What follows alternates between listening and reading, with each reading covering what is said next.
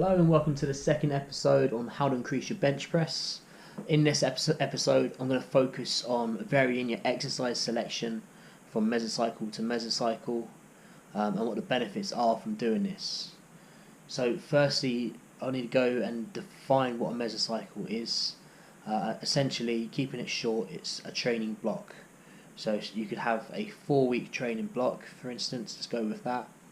And what I would do is take an exercise, do it for the 4 weeks, maybe 3 weeks, and then the 4th week would be a deload, utilising 3 different rep ranges, one each week, deload, and then move on to another exercise. The reason for doing this, essentially, if you do the same exercises all the time, you will build strength up on them to a point and progress will start to stall. When you start a new exercise, you get a lot of new adaptations. So neurologically, you become a lot more proficient at the movement.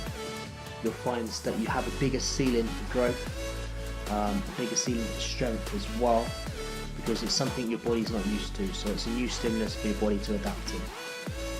So essentially, if you're someone who constantly does the flat bench press, week in, week out, low reps all the time, and you're stalling out, you're not getting much progress, you could probably, you're probably best off taking that out of your program, programming in some assistance work. So in the background of this video, we'll have a load of different exercises that you can use.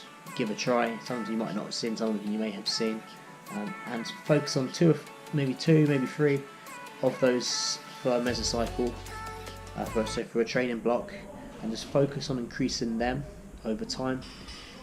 So you start with the first week with higher reps, maybe in the 8 to 10 rep range, and then the reps will come down, and then as the weeks go on, we'll increase the volume as well. And then by that 3rd week, what we want to have happen is we want you to be doing more volume than you're able to recover from, essentially. And then the 4th week will be a deload week using light weights, where your body then has the time to sort of decrease the fatigue throughout the week. So then when you come back to your 2nd training block, refresh. You can go at it again with some new exercises, do the same principles again, and increase the weights, essentially.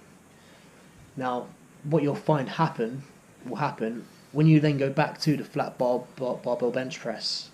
Although you haven't actually directly trained it, you will find that you should be slightly stronger at the exercise, because you've worked weaknesses in your bench press with your assistance exercises, got them stronger, so then when you come back to the actual movement, you're stronger. It might take a session or two.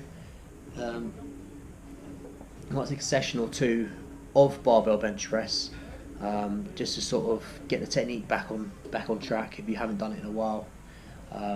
But what you could do to avoid that is keep it in your program, but only do it as a dynamic exercise. So only do it, perhaps bring it in on your deloads and just do it for 50 to 60% of your 1 rep max.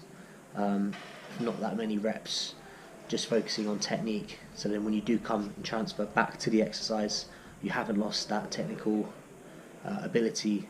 Because you haven't done it in a while. You're still there, still fresh. That's probably the best way to go about it. So yeah, what I'm going to do in this episode is show you a load of different exercises, play them on in the background of the video, and then what I'll do is I'll talk over the video on why I do those exercises, and just a little bit more on the benefits. So make sure to like the video, comment if you have any questions, and make sure to subscribe if you haven't already subscribed. Lots more good content coming. Sticking with the bench series at the moment. Got a few more of them to come, and then I'll move on to either overhead press, deadlift or squat. Comment if you have a preference on which one you want to see next, and I'll get through to that, doing that as soon as I can. And yeah, just enjoy the video.